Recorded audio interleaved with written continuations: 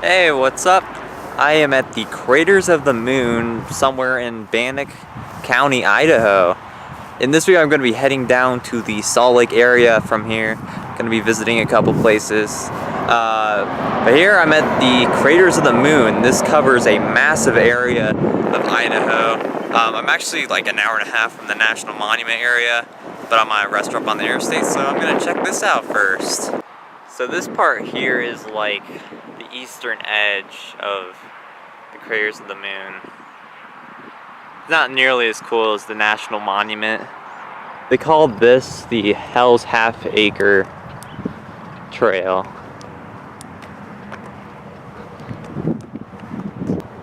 One of the only organisms that can survive in the crevices of the craters is sagebrush. So that's why it's everywhere. So all of this lava rock guy here, not really by a volcanic explosion, but like a lava leak. And that's why it's like so smooth, or somewhat smooth. And I know there's some connection to Yellowstone. By the way, I do have a video at the Craters of the Moon National Monument and Preserve, so you should go check that out. It's such an unusual environment with all these giant black lava rocks.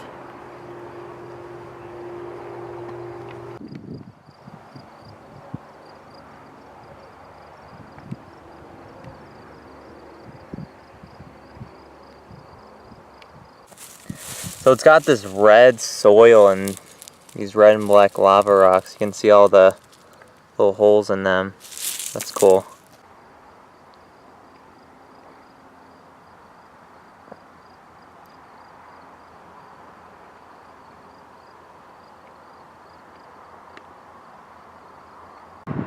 But it's time to hit the road and move on to Salt Lake City.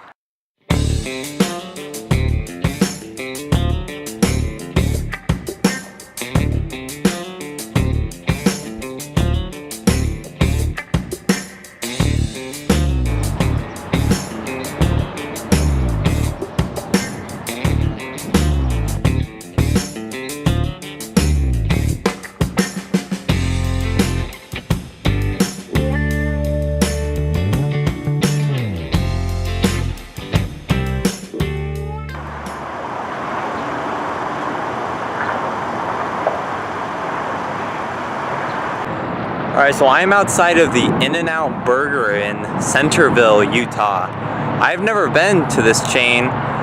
Supposedly it is very good. It's very famous. It started in 1948 in Baldwin Park, California, and it's spread around the Pacific. I always thought I'd come and eat it when I went to Los Angeles, but I'm tired of waiting, so I found out there's one here in Utah, and so I'm just going to eat here. So I'm going to do a food review, even though I'm not very fond of food. But anyways, let's go. I wonder if Utah In-N-Out is different than California In-N-Out. Hi, how are you?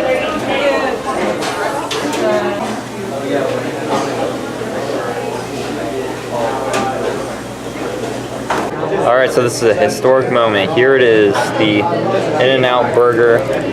I just put lettuce on it, and I don't put that special sauce because sauces are disgraceful, but I'm gonna try this now. Okay, so all of you complain that I don't eat. Look, the burger is in my mouth. Alright, so I gotta say, that is really freaking good. That is one of the best burgers I have had. And now going here, I just feel like a more complete person.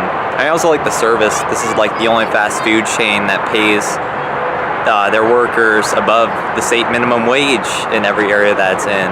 So that's really cool. But now it's time to go south.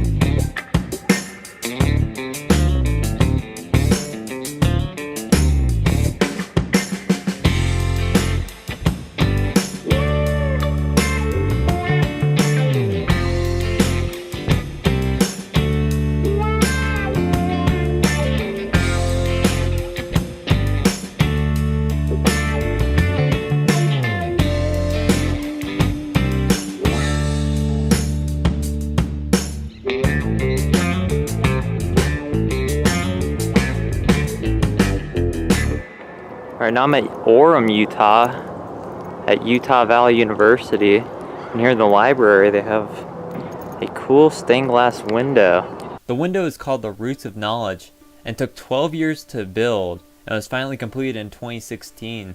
It was designed by Tom Holdman and Cameron Oscarson, and it cost $4.5 million. And this first one is the Methuselah tree, also known as the Tree of Knowledge, and it symbolizes the growth and sharing of knowledge among humans. The window is over 80 panes of stained glass. That is the Big Bang. So this window basically goes through world history, so let's go on a journey. This one is the story of human families and the consciousness, and when humans began to start comprehending things. There's an Olmec head. This one is about the beginning of civilization. You can see the pyramids of Giza, Indus River Valley, Mesopotamia, and others. There's so much going on in this one. There's stuff about the ancients. There's Alexander the Great, Buddha, the Hanging Gardens of Babylon. There's also Islam, Confucianism, Christianity. And this one is about ancient philosophy. You can see they recreated Raphael's School of Athens painting with Plato, Aristotle, Archimedes, and others. This shows Jesus and the founding of Christianity, but also in the background is the fall of Rome and the burning of the Library of Alexandria, kind of ushering in this new era. This one represents the Dark Ages in Europe, but also the Golden Age for Islam. You can see the Hagia Sophia in Istanbul, the Dome on the Rock. There's thousands of details on this window. You can spend hours looking at all of them and find all sorts of new details in them. Many people don't know China had massive ships during the Middle Ages, and also that's by Shang inventing the movable type. And this is a Gothic cathedral showing the Middle Ages in Europe and around the world. You can see historical figures and details. This one features the European Renaissance, so it's also interesting how on each pane they have global events from the time period, not just focused on one thing. And this one shows the age of exploration. By the way, Zhang He's navy in China from about the same time could have expanded and globalized the world. This shows the 17th century. You can see the Mughals, the Taj Mahal, Tala Palace. Here's a detail into 1600s music, medical science, political philosophy, and art. And here is Benjamin Franklin and Thomas Jefferson working on the Declaration of Independence. There's Independence Hall up there. It shows the Enlightenment. You can see Lewis and Clark and Sacagawea. This is the early 19th century, and they have aspects of like Romanticism in it. See, there's Napoleon, James Madison, some other figures. There's Beethoven. This is the late 19th century. They have architectural marvels like the Crystal Palace in London, Eiffel Tower, Sagrada Familia, and the Emancipation Proclamation. This one shows the very eventful early 20th century with skyscrapers and a lot more, and Superman. Here they show human rights protests all around the world that have happened in the past 50 years and even today. Here you can see the Dalai Lama, Nelson Mandela, Churchill, so many details in this. And that brings us to today. That's 80 panels, 43,000 pieces of glass, one of the most amazing pieces of art I've ever seen.